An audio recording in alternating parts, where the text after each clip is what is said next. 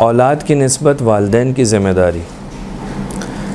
अलबत्ता इसको मैं बहुत ज़्यादा बड़े उस पर गुफ्तगू नहीं कर रहा, सिर्फ़ और सिर्फ चंद नुकात बयान करूँगा जो इमाम रिज़ा अलैहिस्सलाम की तरफ से हम तक पहुँचे।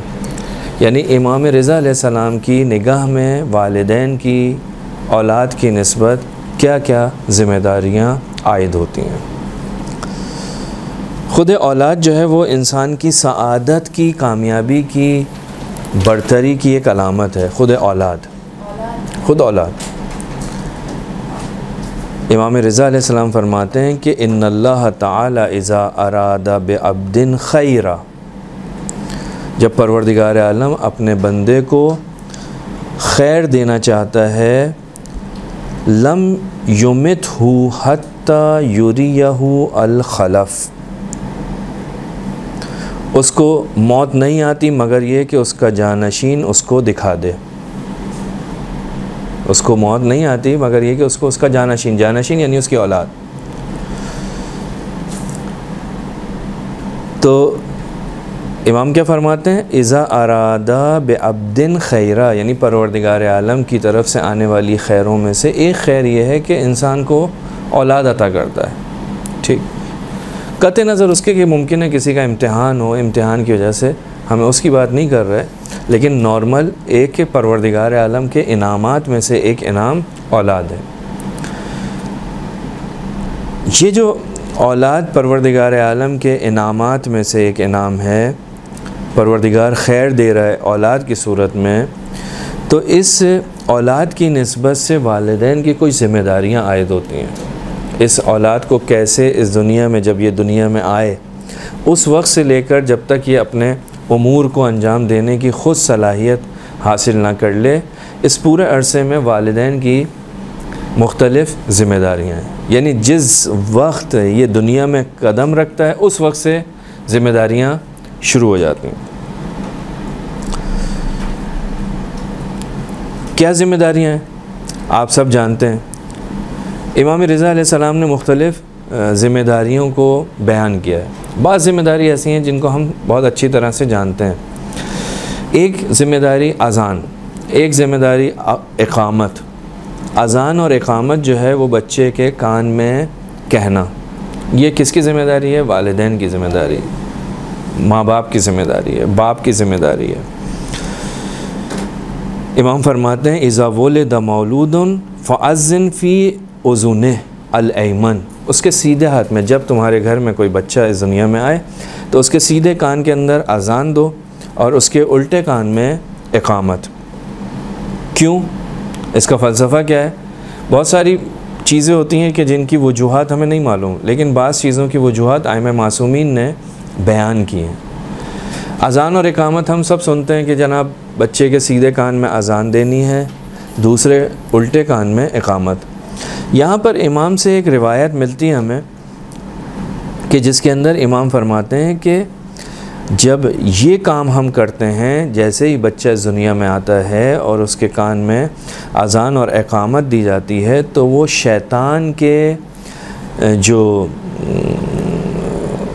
वसवास हैं या शैतान की जो शैतानियाँ हैं कि जो इंसान के कानों के अंदर वो डालता है, वो बच्चा उन चीज़ों से क्या हो जाता है? महफूज हो जाता है। यानी जब वो इब्तिदाई अल्लाह की इस कलाम से उसकी ज़िंदगी का आगाज़ होता है, तो अब शैतान की जो अस्कार हैं, जो शैतान लोगों के कानों में फूंकता है, उनसे ये बच्चा क्या हो जाता है? इस अमल के ज़रिए महफूज हो जाता है। बस पहला काम अज़ान व इक़ामत। उसके बाद आगे बढ़ते हैं, बच्चा इस दुनिया में आ गया, अज़ान व इक़ामत दे दी, फिर उसके बाद इमाम फरमाते हैं कि इसकी और ज़िम्मेदारियाँ भी हैं। क्या क्या ज़िम्मेदारियाँ हैं? मिसाल के तौर पे अक़ीक़ा करना वालिदैन की ज़िम्मेदारियों में से एक ज़िम्मेदारी है। उसके बालों का कटवाना वालिदैन की ज़िम्मेदारी में से एक ज़िम्मेदारी है। लड़का हो तो उसकी ख़तना वालिदैन की ज़िम्मेदारियों में से। इमाम रिज़ा अलैहिस्सलाम इन तमाम चीज़ों की तरफ इशारा फरमाते हैं। एक एक करके मुख्तलिफ़ रिवायतें हमारे पास मौजूद हैं कि रसूल खुदा ने इमाम रिज़ा फरमाते हैं कि रसूल खुदा ने फरमाया कि अपने बच्चों के मसलन 7वें दिन ख़त्ने करवाओ। क्यों? इसके ज़रिए से उसके बदन के अंदर उसका जो गोश्त होता है वो तेज़ी से उगता है, जल्दी से उसके अंदर जो है वो ताकत आती है, उसके गोश्त जो है वो जल्दी से बढ़ता है। अकीका करना, 7वें दिन अक्सर सवाल करते हैं कि जी अकीका करना है, और अकीके के साथ एक अमल और भी हमारे यहाँ ज़िक्र होता है कि अकीके के साथ साथ क्या करना है, कहा इसके बाल भी कटवाना है। एक मुश्किल यहाँ पर हमारे यहाँ अक्सर हमें दिखाई देती है, वो ये कि अकीके का और बालों का कटवाने का, इन दोनों का आपस में कोई डायरेक्ट आपस में कोई ताल्लुक़ नहीं है, ये दोनों अलग अलग काम है। अकीका एक मुस्तहब अमल है और बालों का कटवाना एक अलहदा अमल है।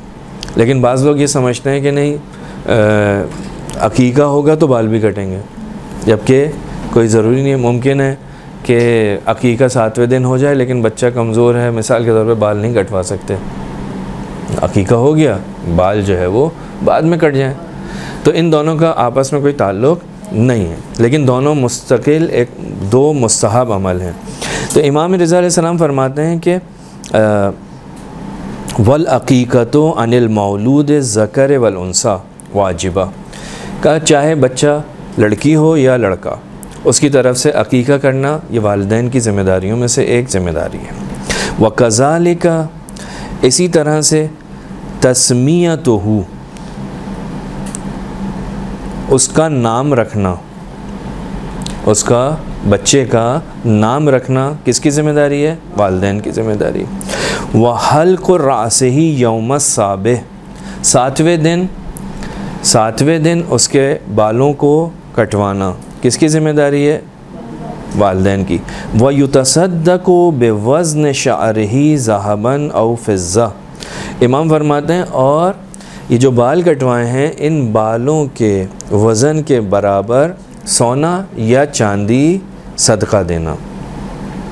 ठीक, अलबत्ता आम तौर पे जो किताबों के अंदर आपको फ़िक़ही किताबों में मिलता है कि चांदी, बालों के वज़न के बराबर चांदी जो है वो सदका दें। तो इमाम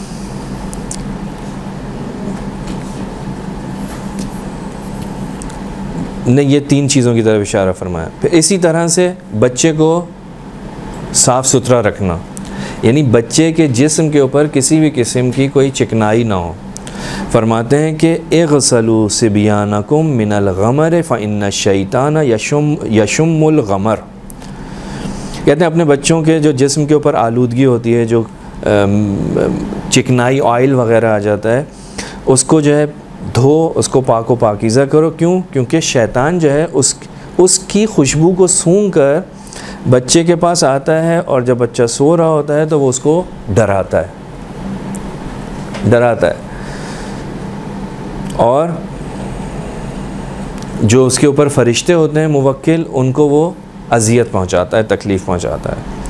तो एक चीज़ क्या हो गई, वालिदैन की ज़िम्मेदारियों में से एक ज़िम्मेदारी है कि बच्चे को क्या करें, साफ़ सुथरा रखें। इसी तरह से एक और चीज़ जिसको परवरदिगार आलम ने ज़िम्मेदारी करार दिया वो क्या है, वो ये कि ज़ाहिर सी बात है बच्चा इस दुनिया में आया है। जब बच्चा इस दुनिया में आया है तो अभी वो उसके मुंह के अंदर दांत नहीं है, अभी उसका निज़ाम हाज़मा जो है वो ऐसा नहीं है कि वो हर चीज़ को खा सके, मुख्तलिफ़ ग़ज़ाओं को नहीं खा सकता। लिहाजा परवरदिगार आलम ने उसकी बेहतरीन ग़ज़ा का बंदोबस्त किया उसकी माँ के ज़रिए। फरमाते हैं कि रसूल खुदा से रिवायत नक़ल करते हैं, इमाम रिज़ा अलैहिस्सलाम फरमाते हैं कि रसूल खुदा ने फरमाया लैसा लिस्सबी लबनुन खैरुन मिन लबन उम्मे, बेहतरीन दूध उसकी माँ का दूध है।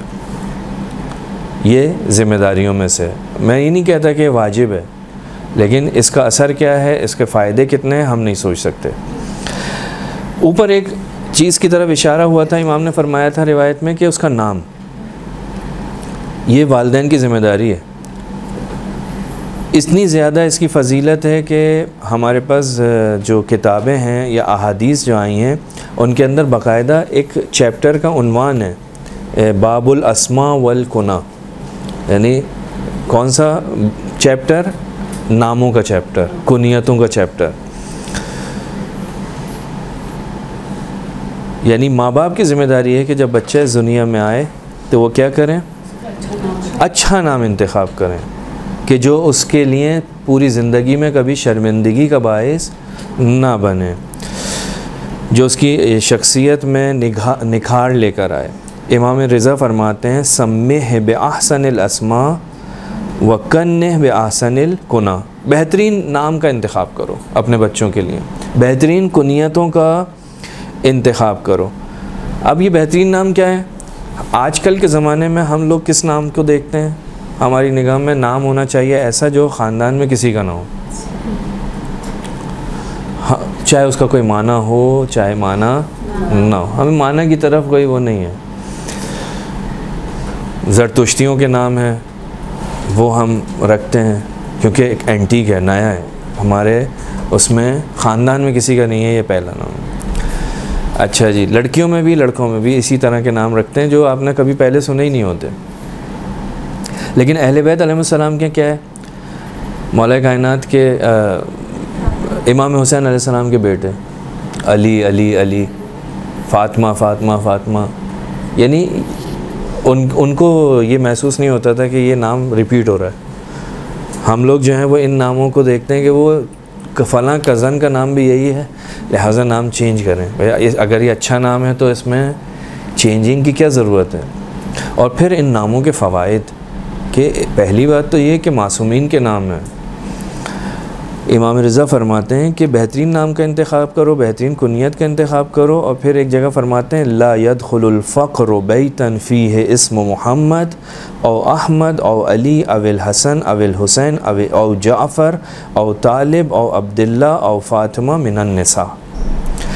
इमाम रिज़ा फरमाते हैं कि उस घर के अंदर कभी भी फ़क़्र, नादारी, तंगदस्ती दाखिल नहीं होती जिस घर के अंदर मोहम्मद नाम का कोई शख्स हो, अहमद नाम का कोई शख्स हो, अली नाम का शख्स हो, हसन नाम का शख्स हो, हुसैन नाम का शख्स हो, जाफ़र नाम का शख्स हो, तालिब नाम का शख्स हो, अब्दुल्ला नाम का शख्स हो, और औरतों में फ़ातिमा नाम की कोई औरत हो, का उस घर के अंदर कोई कभी फ़क़्र दाखिल नहीं होता, नादारी दाखिल नहीं होती।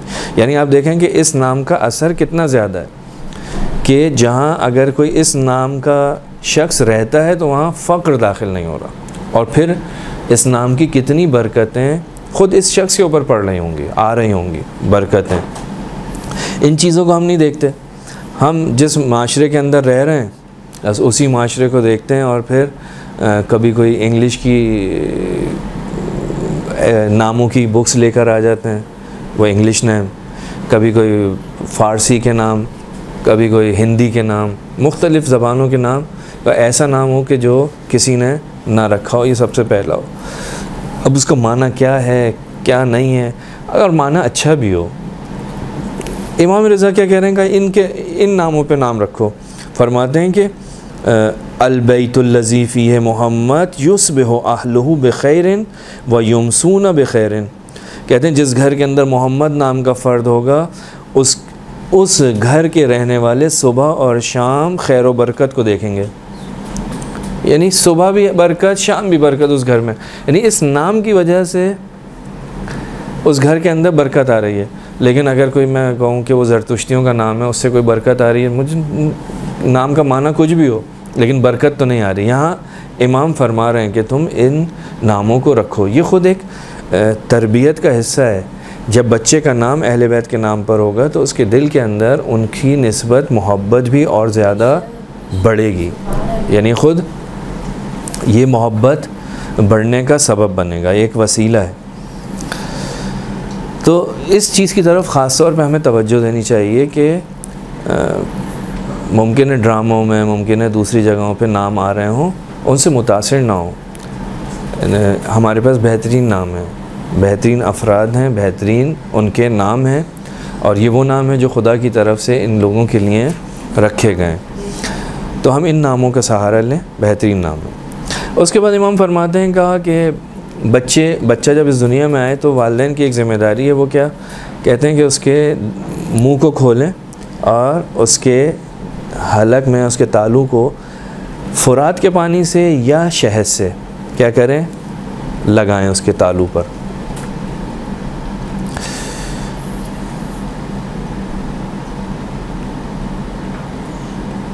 वहन्निकहु बिमाइल फ़ुरात इन कदरता अलई, माए फ़ुरात से उसके तालु के ऊपर जो है वो लगाओ अगर तुम्हारे ऊपर, अगर तुम उसकी ताकत कुदरत रखते हो। औ बिल अस्ल साहू यूलत, कब? उस वक्त कि जब वो बच्चा इस दुनिया में आया है। यानी सबसे पहला काम अज़ान और इक़ामत के बाद जो आपने काम करना है वो क्या है?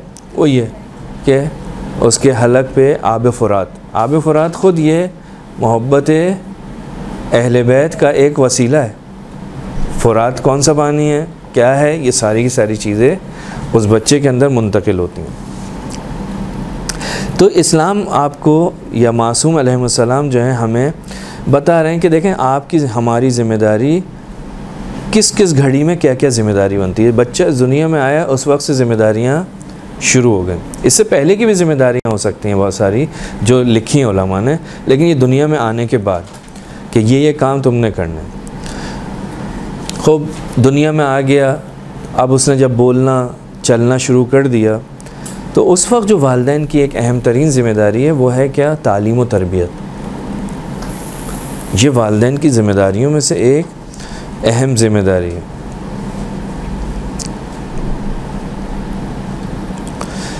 क्योंकि ये जो नौजवानी का ज़माना है, ये बचपना, नौजवानी और फिर जवानी, इसके अंदर बिलाखिर नौजवान है, मुख्तलिफ़ चीज़ों को देखता है, समझ में आता नहीं है, फ़ैसला करने की ताकत नहीं रखता, जज्बात और मतलब अक्ल के ऊपर बहुत सारी दूसरी चीज़ें जो हैं वो हमलावर होती हैं। उस वक्त उसे ज़रूरत होती है किस चीज़ की? सही रहनुमाई की, कि उसकी सही रहनुमाई की जाए और वो उस रहनुमाई से हिदायत ले और सही रास्ते का इंतखाब करें। तो नौजवान, जवान और बच्चे जो उससे पहले की उम्र है, उसके अंदर जो वालिदैन की ज़िम्मेदारी बनती है वो ये कि उनको उन कवानीन का इल्म, उन अहकामात का इल्म सिखाएं कि जिनके ज़रिए उनको निजात मिल सकती है, मुश्किलात से आज़ादी मिल सकती है। वो कौन से अहकाम हैं? वो हैं अहकाम इस्लाम। यानी वो आगे बढ़ रहा है, उसे नहीं मालूम ये काम मेरे लिए करना सही है या नहीं, ये कौन बताएगा? ये दीन के अहकामात हैं कि कौन लेकर जाएगा इन दस्तूर, इन अहकामात की तरफ? उसके वालिदैन, उसके औलिया, उसके तरबियत करने वाले। इसके लिए औलिया की ज़िम्मेदारी बनती है कि पहले वो ख़ुद सीखें फिर उनको सिखाएं। लिहाजा वालिदैन को भी पता होना चाहिए, क्योंकि हमेशा ऐसा नहीं होता। सबसे पहली दर्जगाह जो है और बच्चों के लिए उनके वालिदैन हैं। जब वालिदैन उन चीज़ों को फॉलो करेंगे तो औलाद ख़ुद ब खुद उन चीज़ों की तरफ रग़बत पैदा करेगी। लिहाजा ख़ुद इस काम के लिए, और आप शायद देखें बहुत सारे लोग ऐसे हैं कि जो अपनी औलाद की खातिर बहुत सारे काम कर रहे होते हैं। हम ये काम कर रहे हैं क्योंकि तरबियत के अंदर एक तरीका जो है वो यही है, क्योंकि बच्चा कॉपी करता है, ज़रूरी नहीं कि उससे बोला जाए। और इस्लाम के अंदर जो बयान किए रसूल खुदा की निस्बत भी बहुत सारी चीज़ें नक़ल हुई हैं कि ख़ुद कुरान का भी ज़ाहिरन हुक्म है कि आप जो है दावत दो अपनी तरफ, लेकिन आपकी ज़बान ना चले अपने अमल से। तो सबसे पहला मरहला यही होता है। लिहाजा बच्चे फ़ॉलो करते हैं अपने वालिदैन को। वालिदैन को अगर उस हुक्म इलाही का इल्म होगा तो वो उसको फ़ॉलो करेंगे। अगर वो फ़ॉलो नहीं करेंगे तो बच्चा उनमें जैसा देख रहा है वैसे ही। दूसरा मरहला मदरसे का आता है कि वो मदरसे में जाएगा, अगर गया, अगर वो गाफिल हुए तो मदरसे में भी नहीं जाएगा, यानी किसी मौल्लिम के पास नहीं जाएगा, किसी उस्ताद के पास नहीं जाएगा। जब वहाँ नहीं जाएगा तो वो उनसे भी महरूम हो जाएगा। आगे जब वो कभी मुश्किल में दो चार होगा तो यानी उसके बचने के चांस कम हो जाएंगे। जी, ये बहुत से बच्चे वालिदैन ऐसे होते हैं वो सब कुछ कर रहे होते हैं, लेकिन बच्चों को बोलते नहीं हैं कि बच्चों को आदत ही नहीं होती ना नमाज़ पढ़ने की, ना मजलिस में जाने की, ना एक्सरसाइज करने की, तो उसी तरह बच्चे बड़े हो जाते हैं। नहीं, मैंने कहा कि वो पहला मरहला है, कूनू दुआतन नास बग़ैर अलसिनतिकुम, लोगों को दावत दो बग़ैर ज़बान के, यानी ये पहला तरीका है। उसके बाद आप उसका हाथ पकड़ के अपने साथ भी लेके जाते हैं। ठीक,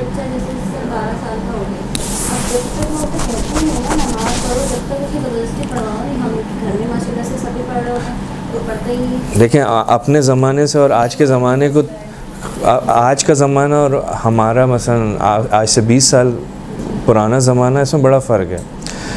उस वक्त इम्कानात बहकने के कम थे, आज बहुत ज़्यादा हो गए। आज बहुत सारी चीज़ों का मुकाबला करना पड़ता है, तो वो बच्चा जब उसके सामने सारी चीज़ें हर चीज़ मौजूद है तो वो उनकी तरफ उसकी अट्रैक्शन ज़्यादा होती है।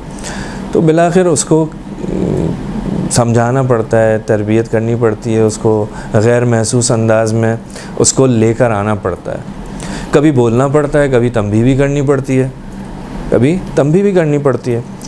तो ये सारी की सारी चीज़ें बहरहाल आहिस्ता आहिस्ता हैं। तो हमारी बात ये थी कि तरबियत, तालीम व तरबियत वालिदैन की ज़िम्मेदारी है, और उसके लिए ख़ुद वालिदैन को भी तालीम याफ्ता होना चाहिए। उसको वालिदैन को भी पता होना चाहिए कि भाई क्या करना है, क्या नहीं करना। यानी पहले वो ख़ुद तालीम याफ्ता हो, तालीम हासिल करें, उस दूसरे नंबर पर उस चीज़ को जो उन्होंने सीखा है उस पर अमल करें, और फिर पूरे शौक़ से, मोहब्बत से अपने बच्चों तक उन तालीमात को क्या करें, मुंतकिल करें। तो उस सूरत में फिर ये कोई नतीजा मिलता है।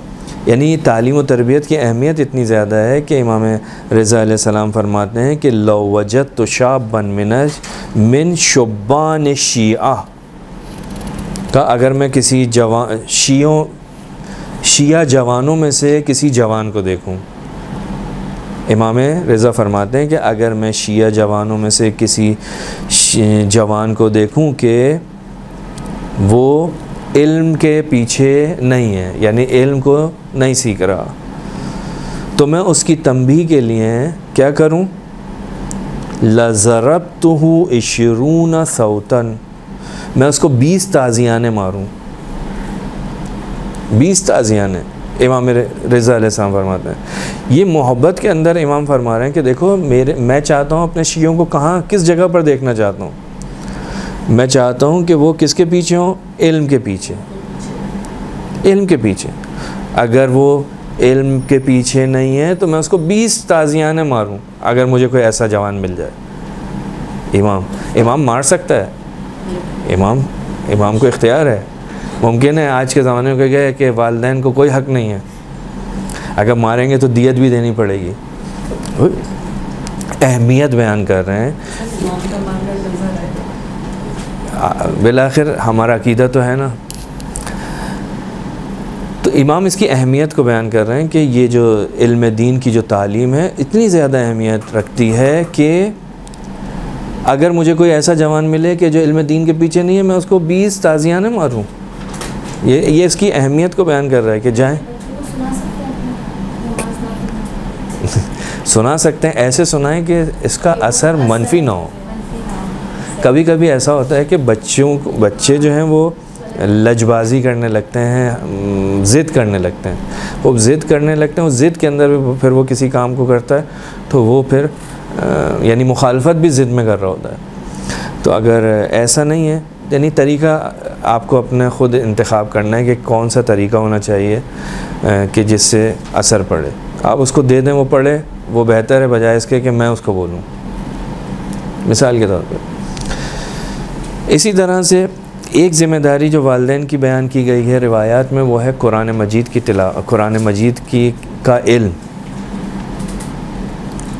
वालिदैन की ज़िम्मेदारी है कि जहाँ वो मुख्तलिफ़ किस्म के उलूम अपने बच्चों को सिखाते हैं, उसके लिए ज़हमत करते हैं, वहीं उनकी ज़िम्मेदारियों में से एक ज़िम्मेदारी यह है कि वो क्या करें, कुरान मजीद की तालीम अपने बच्चों को दें। कुरान की यकीनन तिलावत आप सब जानते हैं बहुत ही अहमियत रखती है।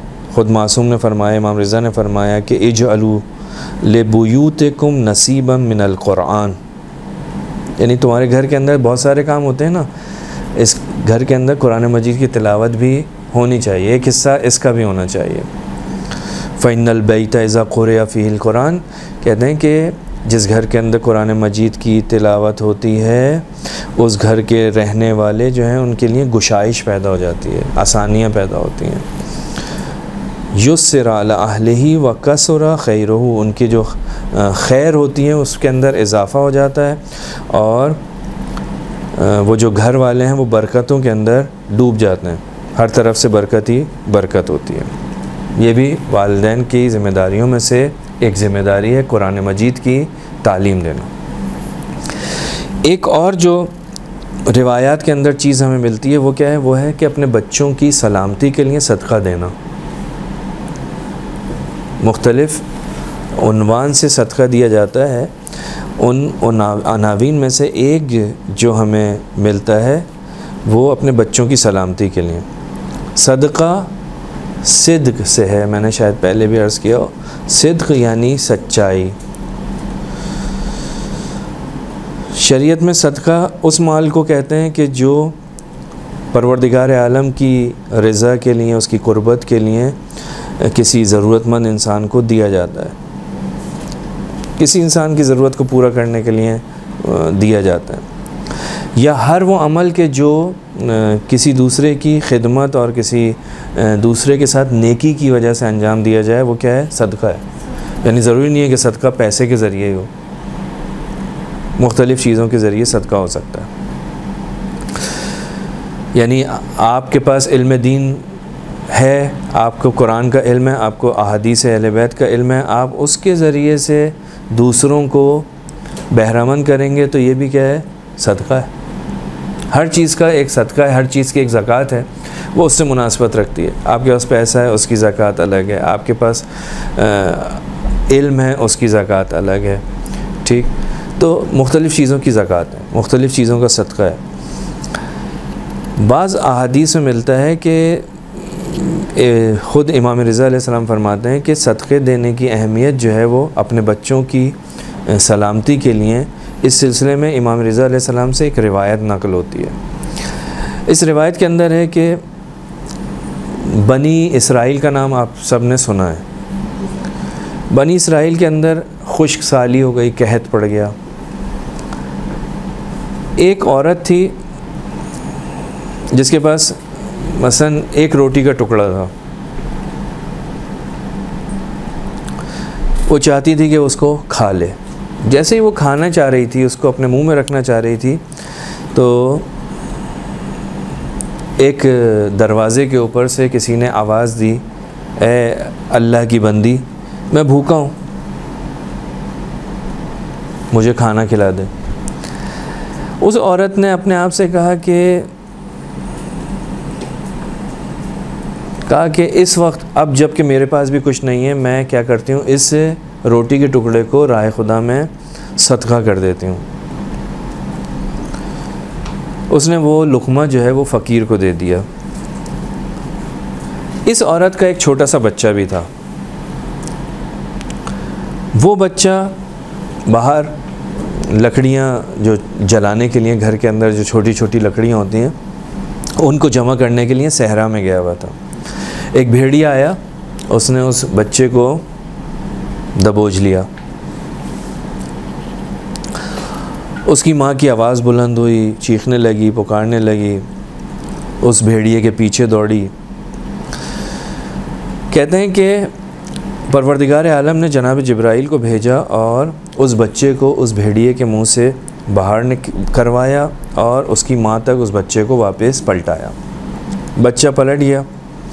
तो फिर उसके बाद जिब्राइल ने उस औरत से कहा, ए अल्लाह की कनीज़, आया ये एक लुक़मा जो तूने अल्लाह के नाम पर दिया था,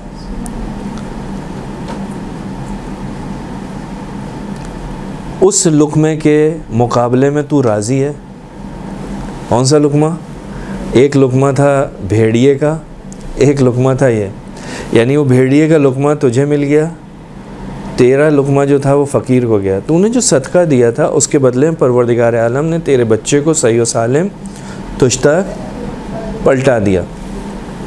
तो ये जो वालिदैन का अपनी औलाद के लिए सदका है, ये शायद औलाद महसूस ना कर सके कि वालिदैन क्या करते हैं। औलाद समझती है कि नहीं, हमने सब कुछ कर लिया और हम जो इस मुश्किल से बहुत आसानी से निकल के आ गए, हम अपनी समझदारी अपनी होशियारी की वजह से आए। नहीं, ऐसा नहीं होता, हमेशा ऐसा नहीं होता। इसके पीछे बहुत सारे असबाब होते हैं। मिन जुमला जो असबाब में से एक सबब है वो यही है कि वालिदैन ने सदका निकाला था सुबह ही सुबह, माँ ने दुआ की थी, कोई अमल अंजाम दिया था जिसकी वजह से वो बच्चा जो है वो सही और सालिम घर में लौट कर आया है। इसी तरह से एक और चीज़ जो वालिदैन की निस्बत से रिवायात के अंदर मिलती है वो क्या है? वो है मोहब्बत, शफ़क़त औलाद से।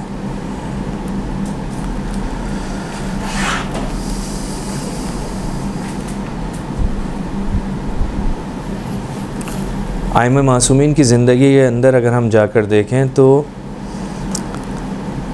मिलता है कि इमाम सादिक अलैहिस्सलाम जो हैं वो अपने बच्चों के साथ बहुत ज़्यादा मोहब्बत का इजहार करते थे। इमाम मूसा काज़िम अपने बेटे के साथ मोहब्बत करते थे, उसका इजहार करते थे।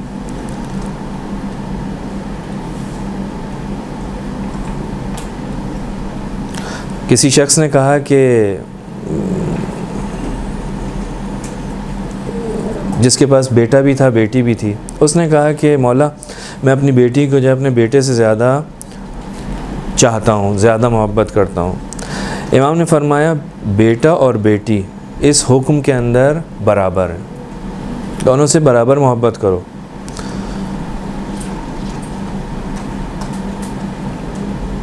हर एक की अपनी शान है, हर एक का अपना मकाम है जो परवरदिगार आलम ने उसके लिए करार दिया। यानी ये भी एक तरबियत का एक मसला है तरबियत के अंदर कि बाज़ औक़ात ये होता है कि वालिदैन एक बच्चे की निस्बत ज़्यादा तवज्जो करते हैं और एक की निस्बत कम। अलबत्ता इसकी मुख्तलिफ़ हिकमतें भी हो सकती हैं। मुमकिन है वो बच्चा मरीज़ हो, मुमकिन है उसके अंदर कोई ऐसी कमज़ोरी हो जिसकी वजह से उसको ज़्यादा तवज्जो की ज़रूरत हो, लेकिन उसी का हमसिन जो बच्चा है वो उसको समझ नहीं पा रहा, तो उसको भी वहाँ समझाने की ज़रूरत है। वरना एक दिल के अंदर जो है बाज़ औक़ात ये एक कीना जो है वो पैदा हो जाता है जिसकी वजह से वो आगे चलकर मुश्किलात का सबब बनता है। तो कोशिश करनी चाहिए कि अगर ऐसा कोई मसला है तो दूसरे बच्चों को इसमें इन्वॉल्व किया जाए कि ये इस वक्त इसको हमारी ज़्यादा ज़रूरत है, लिहाजा इसकी तरफ तवज्जो करनी, यानी उनको इस काम के लिए तैयार किया जाए ताकि उनके दिल के अंदर कोई हसरत बाकी ना रहे। वगरना जहाँ तक मोहब्बत का ताल्लुक़ है, सब के साथ बराबर की मोहब्बत होनी चाहिए।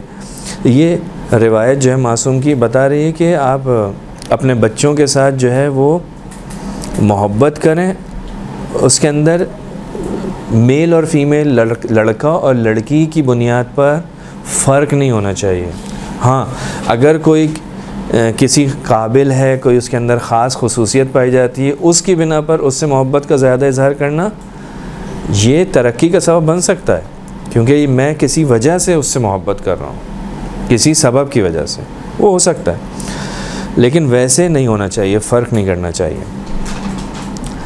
लिहाजा इमाम रिज़ा अलैहिस्सलाम फरमाते हैं कि एक दिन इमाम मूसा काज़िम अलैहिस्सलाम जो हैं वो अपने वालिद इमाम सादिक अलैहिस्सलाम की खिदमत में थे कि जहाँ पर ये गुफ्तगू हुई कि इमाम सादिक अलैहिस्सलाम ने अपने बच्चे की तशवीक़ करने के लिए फ़रमाया कि या बुनैया अल्हम्दुलिल्लाहिल्लज़ी जअलका खलफ़न मिनल आबाए व सुरूरन मिनल अबनाए व एवज़न मिनल अनिल अस्दिक़ाए। ऐ मेरे बेटे, खुदा का शुक्र कि तू मेरा जानशीन है, तू मेरे वालिदैन का जानशीन है। अब ये क्या है? ये तारीफ़ कर रहे हैं औलाद की, यानी वालिदैन की ज़िम्मेदारी है कि अपने बच्चों की तारीफ़ करें, अलबत्ता मुस्बत तारीफ़, उसके गलत कामों पर तारीफ़ ना करें, अच्छे काम पर तारीफ़ करें। तो अगर इस तरह से हम तारीफ़ करेंगे तो वो उनकी तरक्की का बायस बनेगा। लेकिन अगर हमने उनकी हर जगह तारीफ़ करना शुरू कर दी तो वो फिर एक वक्त ऐसा आएगा कि फिर वो हमारी तारीफ़ के मोहताज नहीं होंगे और फिर हम ख़ुद जो है वो शर्मिंदगी का सामना कर रहे होंगे।